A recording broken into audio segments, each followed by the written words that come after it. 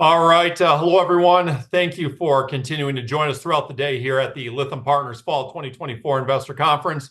My name is Robert Blum, Managing Partner at Lytham Partners, and during this presentation, we welcome Duos Technology Group, ticker symbol of DUOT on the NASDAQ.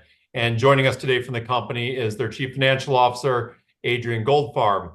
Before I turn it over to Adrian, I just want to remind everyone that management is continuing to be available throughout the day here for one-on-one meetings at the conference. If you have not already scheduled your one-on-one meeting and would like to do so, feel free to send me an email. That's Blum, B-L-U-M, at lythampartners.com, or visit the landing page for the conference. That's lythampartners.com/fall 2024. From there, you can click on the investor registration button to make your one-on-one selection. So, Adrian, thank you very much for your participation in the conference today, and the floor is all yours. Thank you, Robert. My name is Adrian Goldfarb. I'm Chief Financial Officer here at Duos Technologies Group, and I'm going to be spending about the next 25 minutes or so just taking you through an overview of the company.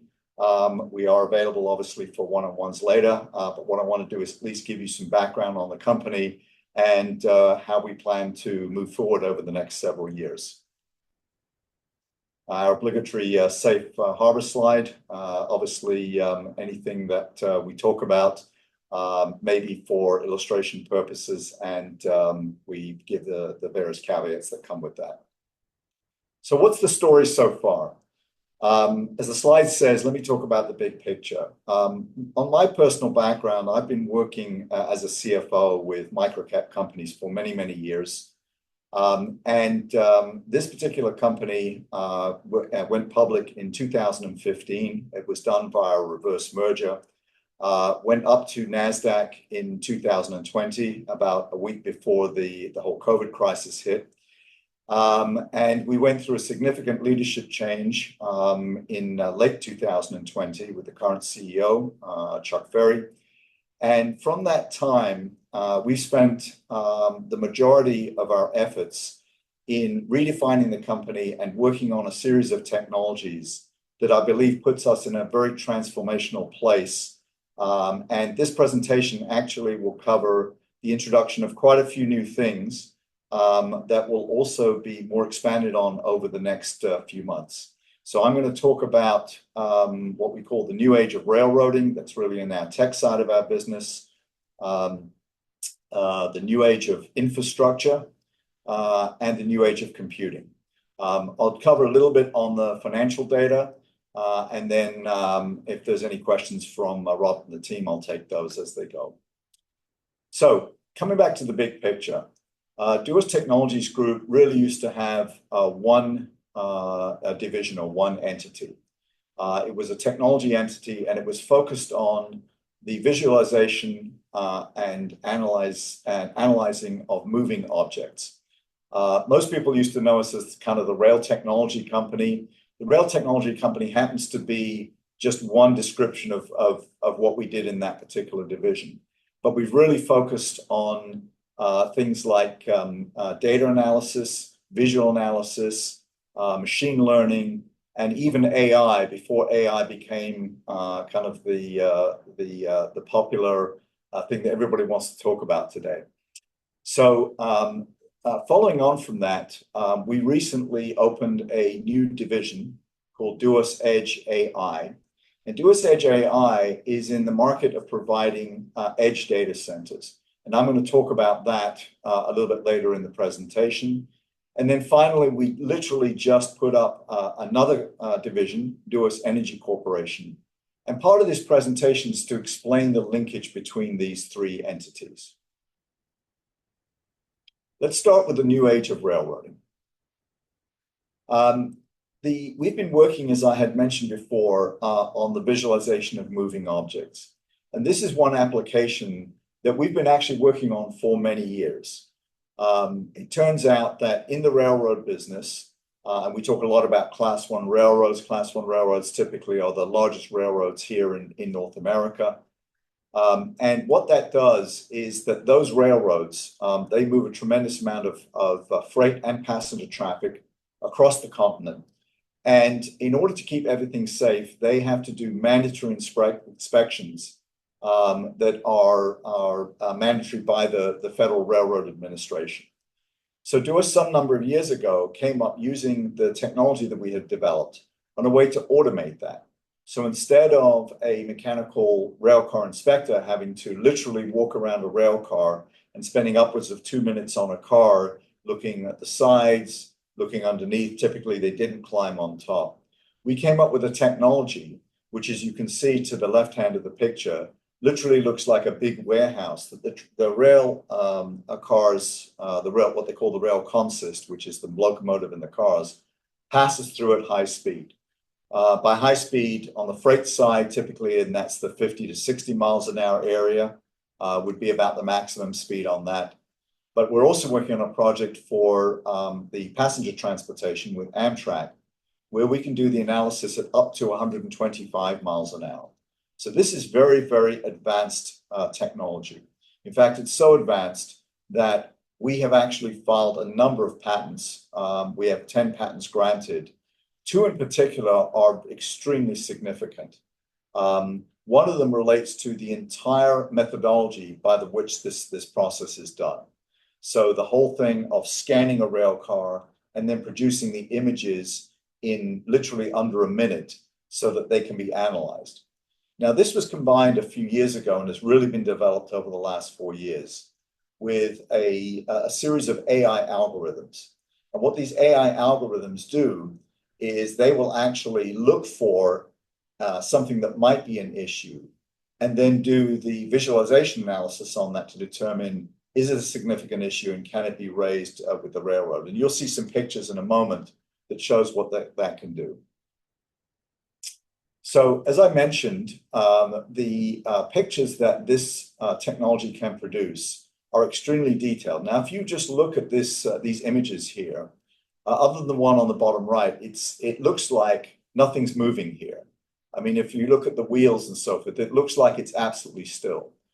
These trains are actually moving at 50 and 60 miles an hour.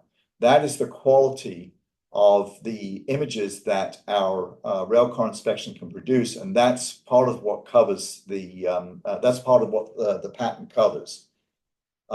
It is able to do this through a series of techniques, including using line scan cameras, which basically takes a sliver of an image, in effect 1 pixel wide, and then stitches those together. So you can imagine the amount of technology that went into that, because a train, even if it's moving at 60 miles an hour, you may have slight speed variances between each of those cars. Our systems actually take out that speed variance, something else that we have a patent on, and it allows us to push images like that don't look like they're expanded or contracted, are able to separate between the 2 cars, and allows us to very, very quickly denote whether there are issues. So you can see there are certain things, and these are specific to the railroad industry, end of car cushion, broken wheel flange, which is a very, very big issue because a wheel flange is what really keeps the rail car on the track. And something called a bad journal. Now, bad journal, I raise that because everybody's familiar with the Norfolk Southern East Palestine accident that happened a little over a year ago. And we have a picture in the lower right-hand corner. This happens to be not an NS train, but one that was caught by our system. And if you see in there, you can see that literally one of the wheels appears like it's on fire. This is something which can be identified, and our system is able to send signals out, and in something like this, which is an emergency, to be able to stop the train. So I don't want to spend too much of my time educating on everybody about how rail cars work, but this is one instance of Duos's technology that developed. And you should understand that this can be applied to other industries. For example, this is perfectly capable of looking at trucks in the same way. And we've also done some basic R&D work on aircraft. And so we believe that over the next few years, we will expand this technology beyond the railroad sector. Part of the benefits of this is we want to obviously optimize safety. That's the number one criteria. And then maximize efficiency. So for the railroads, what this does is a couple of things. The FRA mandates that they must do real-time inspections once a train consist leaves a rail yard. However, before it gets to the rail yard, they would probably also like to know, is there something wrong with something or many of the cars that are on that train? So what this technology does is it allows them to identify issues, basically, as the slide says, real-time or close to real-time notification of anomalies and defects, and then literally take action on that. What you see in the middle of the screen there at the bottom is our Centrico platform, and this is an integrated user interface which effectively displays not only the train. Once again, I'm mentioning that although those pictures look like they're still, the train is in fact moving. And on the right-hand side is a complete listing of all the rail cars. Now, if there's an issue with a rail car, that will be highlighted in red. And then a mechanical rail car inspector on the left side, as opposed to crawling around on the ground or looking on the sides of a rail car, they can actually be looking at this on the screen. And it can analyze tiny components, as you will see on the right side. And where you see the green and red boxes, this is where the AI system is actually identifying issues and then lifting those up and identifying those as something that we should need to pay attention to. The one thing I should do is also point out that we've had conversations with the railcar unions on this, and whereas typically on technology, they're not necessarily big fans of technology, being the concern of loss of jobs. They are extremely enthusiastic about this because this gives them tools to improve doing their jobs. So we have a lot of support throughout the regulators and also the railcar unions for this type of technology. Okay, let me switch now to what I'm calling the new age of computing. We formed this division called Duos Edge AI about 4 or 5 months ago. And the question you may ask is, well, what connection does this have to the technology side of the business that you just described? The interesting thing is that as a part of the development of that technology, because of all of the advanced and processing and the amount of data that's involved in effectively analyzing rail cars that are moving at speed, we had to process, and we had the requirement to process, a tremendous amount of data, particularly when you add the AI onto that. Now, there are other systems in what we call the wayside detection area. And what they typically do will backhaul data over a cloud into a large data center. That unfortunately did not work for us because it could take up to an hour to get maybe critical inspections completed. So what we did was we put in effect what's called an edge data center beside each one of our railcar inspection portals. So if you remember the kind of warehouse building where the train passes through, on the side of each one of those is in fact a fully stacked data center containing servers, obviously cooling equipment and power to be able to do that processing right at the edge and provide the results within a minute as opposed to 30 minutes or more. So this led us to believe that there was a market for these edge data centers. And so in conversations with one of our colleagues, Doug Recker, who's now joined Duos as the Duos Edge AI president and founder, he said there are many more applications for these edge data centers for these type of by the operation processing units. And so consequently, we decided to enter that business, because we already had some experience in deploying these at trackside, but also with Doug's guidance and leadership. He is very well known throughout the data center industry. He's already created a couple of companies that he's sold on successfully. And we believe that this is a tremendous growth potential for Duos as we go into the future. The big difference between our technology industry business and our Duos Edge AI business, in the technology industry, we're very much leading edge with all the patents. And that can be a challenge for a small company because sometimes the markets don't develop as fast as you would like them and can put strains on your cash flow and so forth as you wait for the market to develop. The nice thing about Duos Edge AI is we're already in the business. We already know how to deploy that technology. We have the operational staff to do that. But between Doug's capability to generate a demand for this in this very specialized area, This is not a market we have to develop.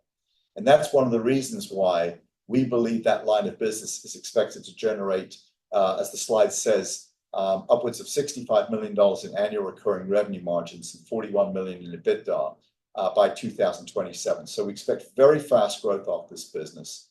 And to give you some other numbers, we have already contracted for the first three of the edge data centers. And I'm happy also to say that we are in the process of contracting for the next three and expect by the end of 2025, we should have 15 of these edge data centers in business and all producing revenue at that time.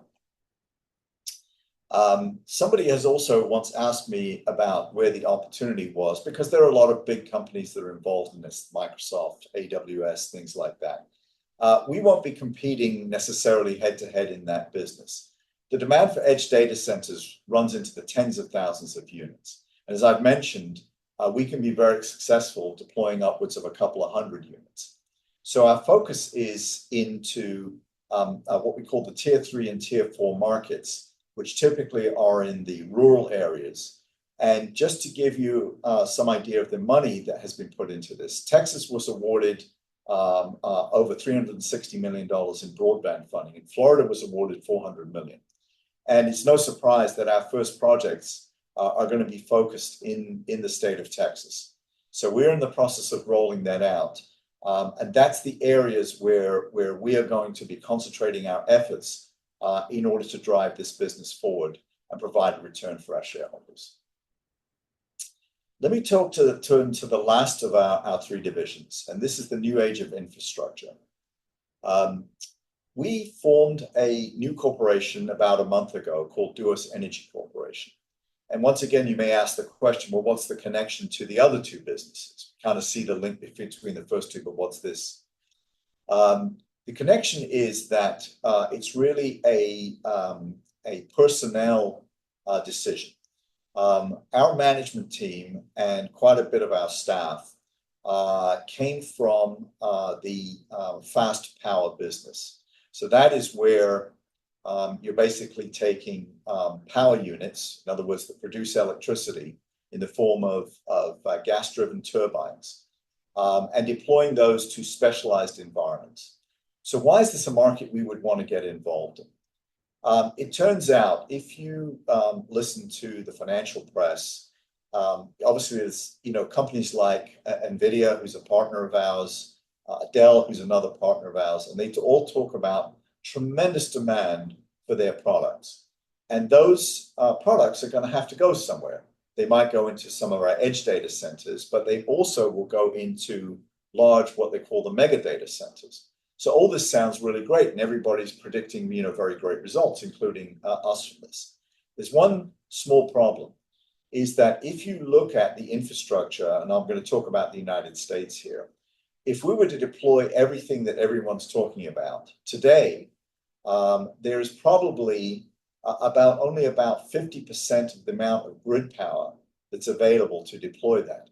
Now, ultimately, if you look at the very long-term plans with renewables, nuclear energy, and natural gas power plants, that will catch up, but it's not expected to catch up for maybe upwards of 10 years. So in the interim, you have to have a solution for powering that. So we originally got into this business as a sideline because obviously we were putting the edge data centers down. Sometimes they need their own power units because they're in areas where the power may not be as reliable as you need. And so consequently, because of our CEO's background in this area, and quite a number of staff that have come on to help us build out the rail part of the business, we now have a complete staff that is able to go into this business. And our focus will be to basically provide primary off-grid power for data centers, either ones that we build or ones that other people have built. And we're focusing on using some different types of fuel. Could be natural gas, could be liquefied fuel, or other types of fuels that are available to provide the power that's available. So we set up this division. It's in its very, very early stages, but the intent is to acquire some assets that will be deployed and further on our data center expansion. So with that, that gives you a description of the three overall businesses that we're in and where we expect a lot of the expansion for Duos to come in the future. I've got a few slides I'm going to go over. Let me start with the management team. The team here is led by Chuck Ferry. Chuck has over 38 years of military and professional leadership.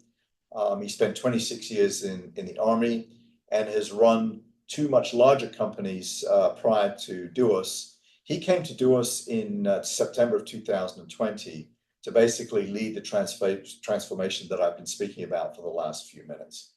Going through some of the other people, Doug Recker. Doug is the president of Duos Edge AI. A lot of experience in the edge data center business.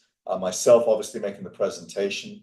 A gentleman by the name of Jeff Netchai, who's our Chief Technology Officer, and actually most recently has taken over the leadership of our technology business, which includes the Railcar Inspection Portal. And he will be leading that business as we go forward. And then Chris King, who is currently the company's Chief Commercial Officer, but also has tremendous background and experience in the power business. And he will have a leadership role in that. Leah Brown, who works with me as controller, and John White kind of round out the team. Here is some financial data, which basically gives our consolidated income statement. Let me just make a couple of comments about this. Duos typically, in its old format, used to hit a peak every 2 to 3 years in revenues. We hit a peak in revenues in FY22 at about 15 million. We've dropped back more into about the 8 to 10 million range in the last couple of years. And in 2024, we expect that growth to continue. However, there's a big change coming in that we have restructured our revenue base from being primarily a capital-intensive build, like on a Railcar Inspection Portal, to where we're switching much of the business to much more of a recurring revenue subscription AI-based business. And you will start to see the results of that starting late here in 24 and then rolling out in 25. And we expect tremendous revenue growth over the next few years from the switch to more recurring revenue, along with the businesses that I described. In terms of the balance sheet, we currently have about 3.5 million in current assets. We've not raised a tremendous amount of money this year as we have tried to manage with the cash that we have available. We are currently starting to build out the balance sheet primarily from our revenue and building out the projects that we've previously discussed. And I expect this balance sheet to start improving as we go through the end of this year and into next year. Finally, on the cap structure, as I mentioned, we've tried to keep a good control on the cap structure. We have about 8 million shares outstanding and about 1.3 million in employee options. We have a Series D and Series E convertible preferred. These are very straightforward alternative instruments for the way to hold common. So the good thing about there's no surprises in any of these Series D. There's no coupons or anything. It's just another way for our larger shareholders to be able to hold ownership in the company. So our total share count fully diluted is just under 15 million shares. And our market cap today is about 21 million. Fully diluted is about 36 million. So with that, I want to thank you for spending some time with us, for those of you that do the one-on-one, and I'm going to turn it back to Robert at this point. Yeah, Adrian, fantastic presentation there. Have just maybe a couple of minutes here for a question or two. Maybe just for those that might be a little bit newer to the story here, help everyone understand sort of the connection between sort of the three different divisions there. Yes, yeah, I know. I went over that very quickly, and sometimes people wonder, where are these disparate industries? So just to review, we have our technology business, which people mostly associate us with rail, but that will grow beyond that. As a part of that technology business, we many years ago began the use of these edge data centers. And the reason for the edge data centers, they sit literally trackside. And so consequently, in cooperation with the president of the new division that we created, he said there's much more demand for than what you're using for it. And I'd like to join your company to be able to boost that demand out into these rural and less well-served areas, whereby, for example, if you have a rural area in Texas, and they may be 300 miles from a data center, and they may be getting lags from the computing and so forth, we can literally put an edge data center right next to them. And Duos has the experience and the staff to be able to do that and to be able to deploy it because we've already been doing it in the rail. And then the other connection with the power business comes down from the staffing that we have, primarily from our CEO and a number of the staff that came in to help us with the technology business.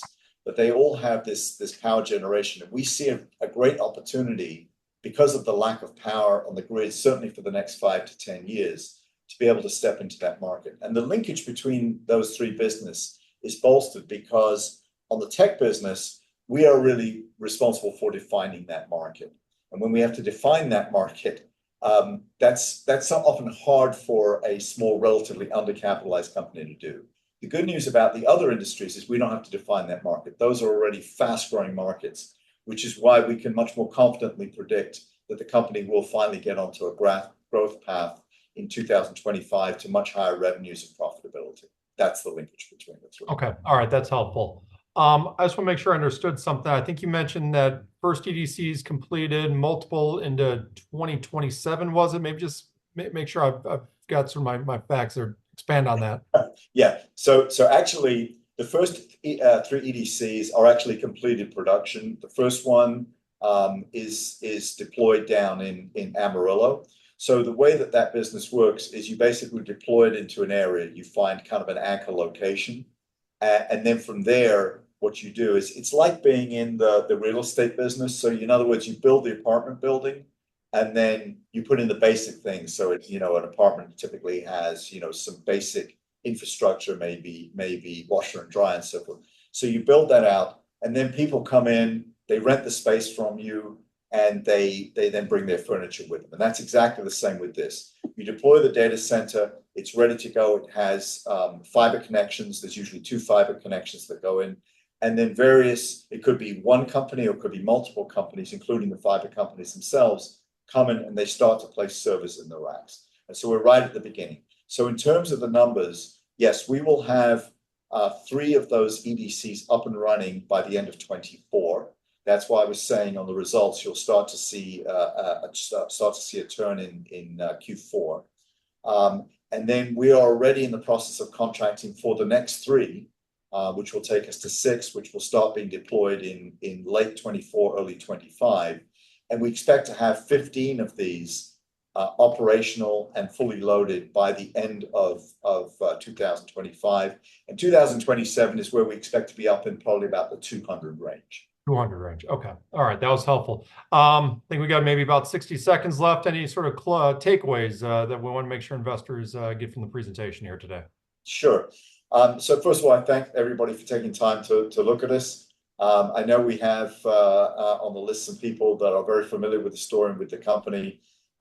We are very much at an inflection point with the company. This is rapidly becoming a very different company than you knew. It still has all the base technologies and the base benefits that it had before, but we very much are now driving for a growth path on revenue and getting to profitability. And that's the takeaway for it today. Fantastic. Well, Adrian, thank you very much for your participation in the conference here today. Greatly appreciate it. Again, to anyone that would like to schedule a one-on-one meeting, you can reach out to me, Blum, B-L-U-M, lythampartners.com. Again, the website, lythampartners.com/fall 2024. From there, you can click on the investor registration button to make your selection. So again, I hope everyone enjoys the conference. Adrian, thank you once again. Thank you, Robert. Take care.